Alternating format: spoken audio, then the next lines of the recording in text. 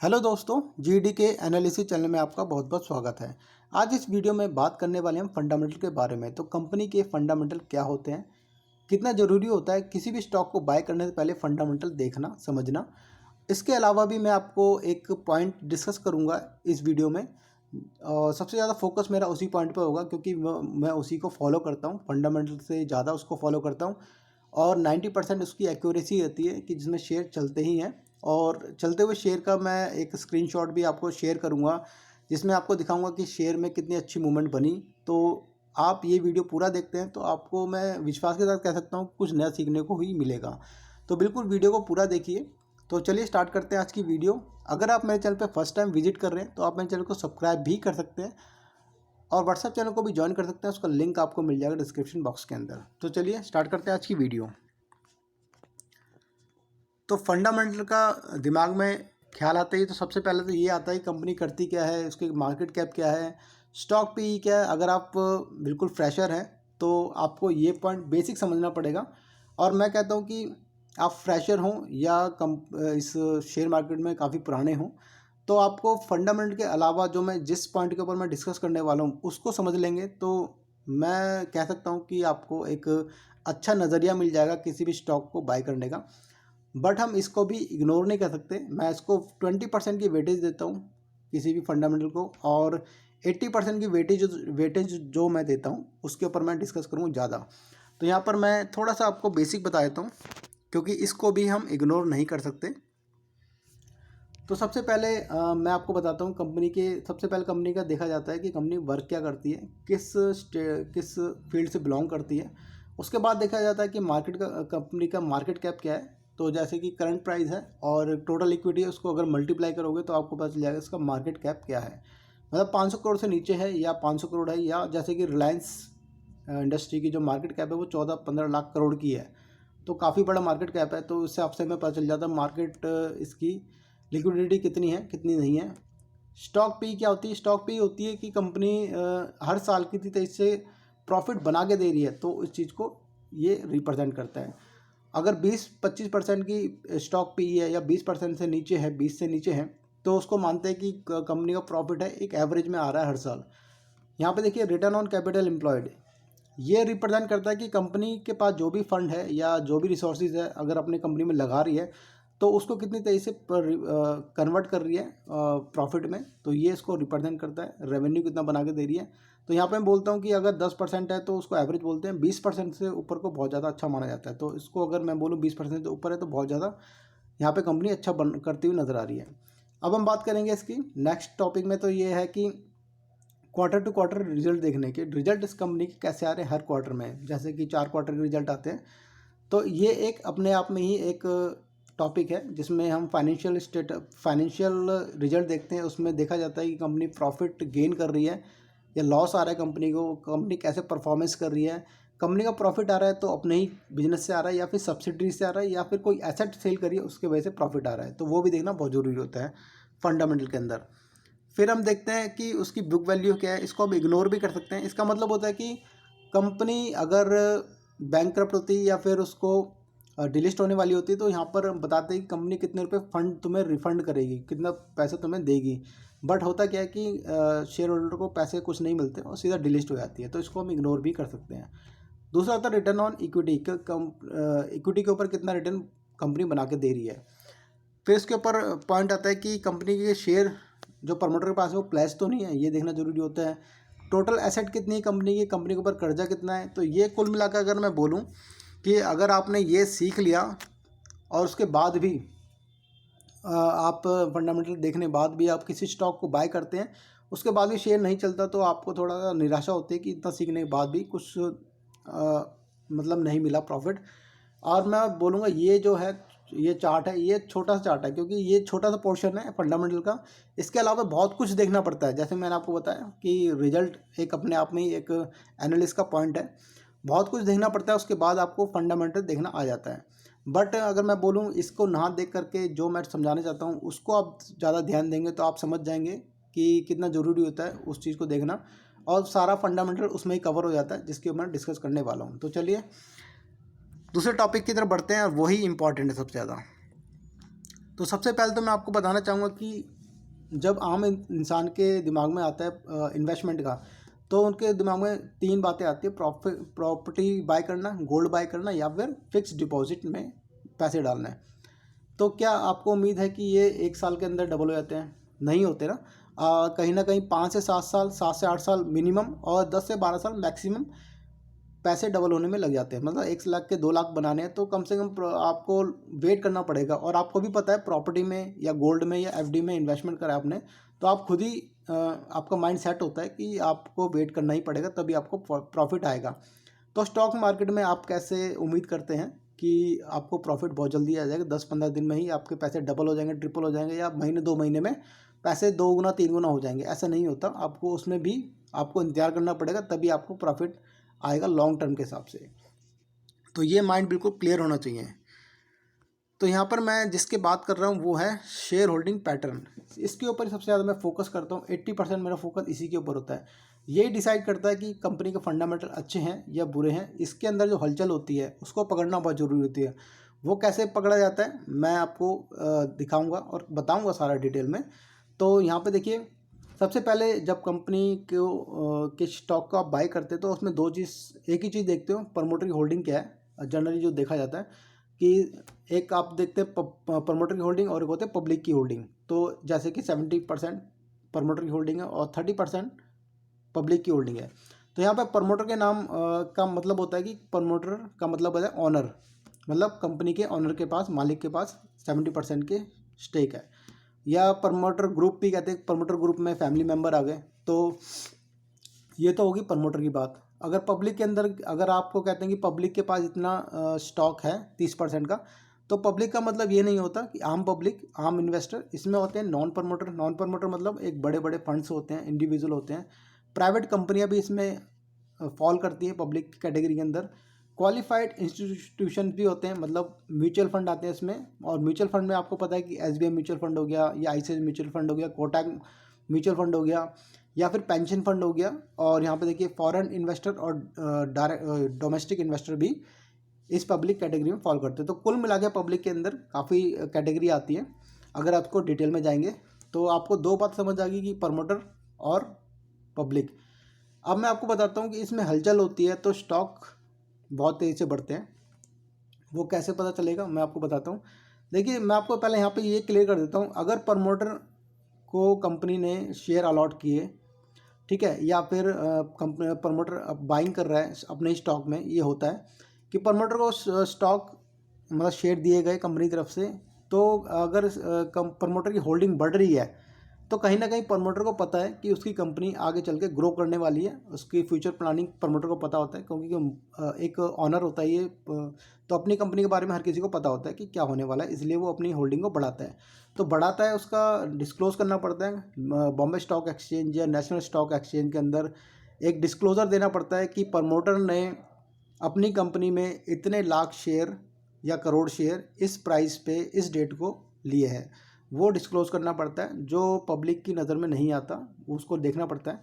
दूसरा होता है इसमें पब्लिक भी एंटर करती है। पब्लिक का मतलब है कि जैसे कि म्यूचुअल फंड एंटर करते हैं। और म्यूचुअल फंड में जैसे कि आपको बता दिया कि कौन कौन म्यूचुअल फंड होते हैं, उसमें प्राइवेट कंपनी भी शेयर को बाय करते हैं। तो इनको भी पता होता है कि इस कंपनी का फ्यूचर क्या होने वाला है, प्लानिंग क्या है, क्योंकि इनके पास बड़े बड़े कह सकते हैं रिसर्चर बैठे होते हैं, बड़े बड़े इन्वेस्टर जो इन्वेस्ट करते हैं। तो उनके पास पूरी टीम होती है रिसर्च करने के लिए, फंडामेंटल को एनालिसिस करने के लिए। तो जब ये दोनों के पास स्टॉक बढ़ रहा है, शेयर बढ़ रहे हैं या ले रहे हैं, तो कहीं ना कहीं इनको पता है कि जो फंडामेंटल है कंपनी का कितना मजबूत है या कमज़ोर है, तो तभी वो एंटर कर रहे हैं। तो मुझे नहीं लगता कि अगर ये प्रमोटर या पब्लिक ग्रुप में ये बड़े बड़े फंड किसी कंपनी में एंटर कर रहे हैं, तो मुझे नहीं लगता कि फंडामेंटल हमें एनालिसिस करने की ज़रूरत है, क्योंकि इनसे बेटर कोई नहीं कर सकता। तो इसलिए मैं इसको ज़्यादा अहमियत देता हूँ। तो यहाँ पे देखिए, मैं एक छोटा सा एग्जांपल देना चाहूँगा, और आगे भी आपको काफ़ी स्टॉक बताऊँगा जो काफ़ी तेज़ी से चले, और कैसे न्यूज़ आती हैं, कैसे न्यूज़ फ्लैश होती हैं, वो सारी मैं आपको बताऊँगा इसमें। तो यहाँ पे देखिए, जय बालाजी करके एक शेयर है, NSE बेसी दोनों का ट्रेड होता है। जून 2023 में इसका जो होल्डिंग थी प्रमोटर की 58.74 थी, और फिर उन्होंने बढ़ा ली अपनी, मतलब कंपनी ने शेयर अलॉट किए गए थे, करे थे इनको 54 रुपये 50 रुपये के आसपास। तो यहाँ की होल्डिंग होगी इनकी 60% की, मतलब थोड़ी सी होल्डिंग इन्होंने बढ़ाई। अब इसका आज जब ये जून 2023 में इसका प्राइस है 60 रुपये से 70 रुपये के बीच में।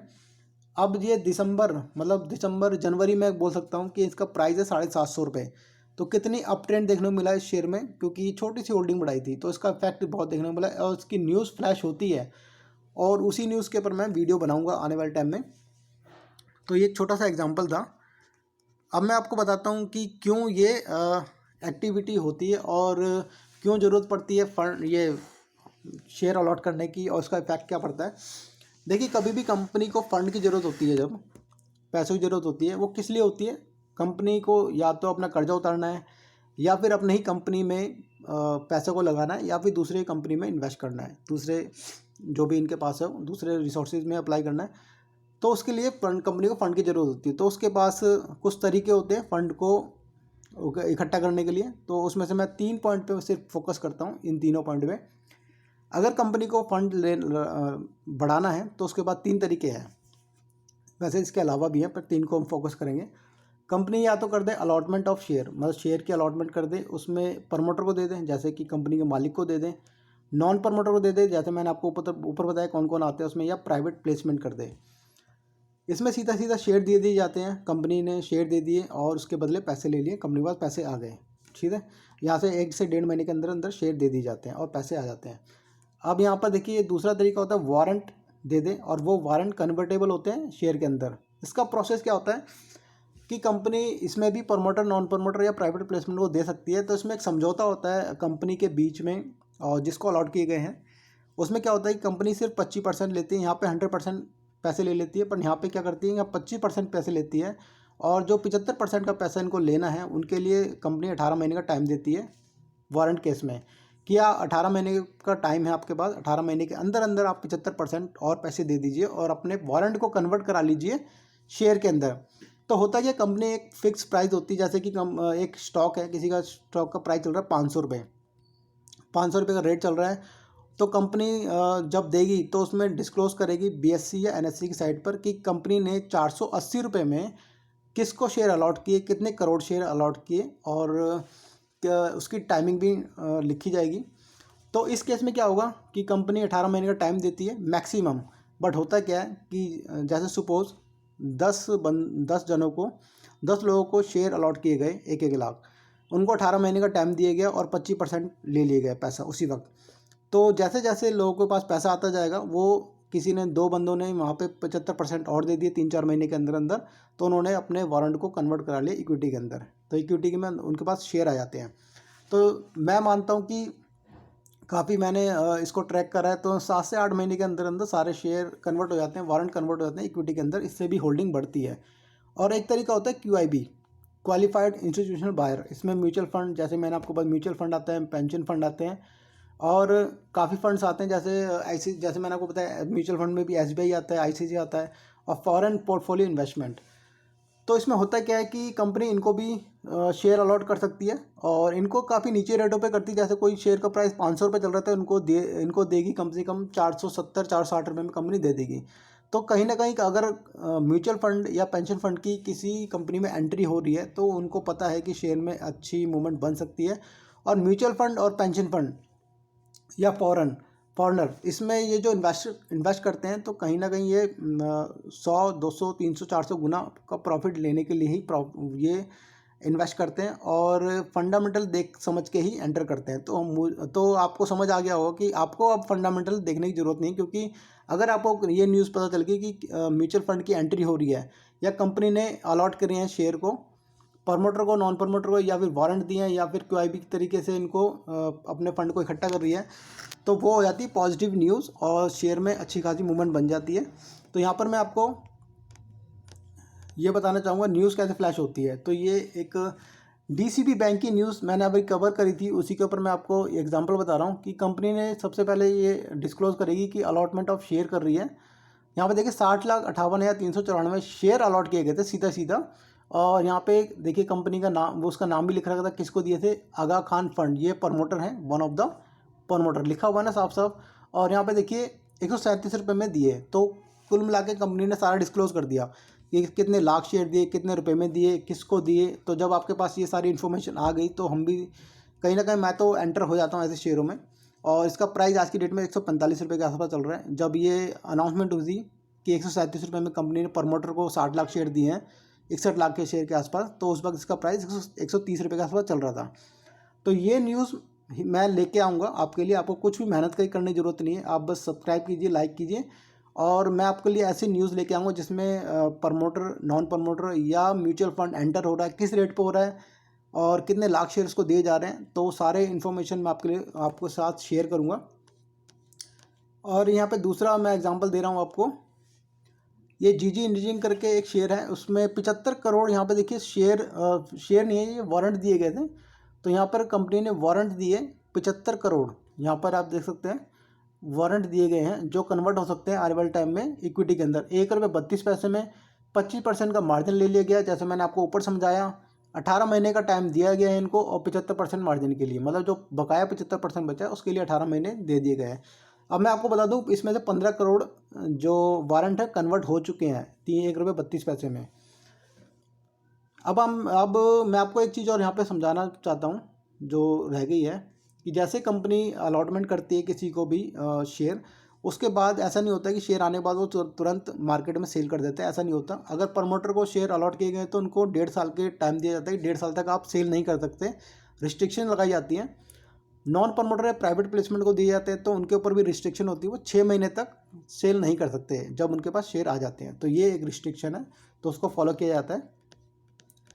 तीसरा एग्जांपल मैं आपको बता रहा हूँ क्वालिफाइड इंस्टीट्यूशन के बारे में, जो म्यूचुअल फंड है। तो म्यूचुअल फंड में भी देखिए, ये JK टायर का मैं लेके आया हूँ एग्जांपल।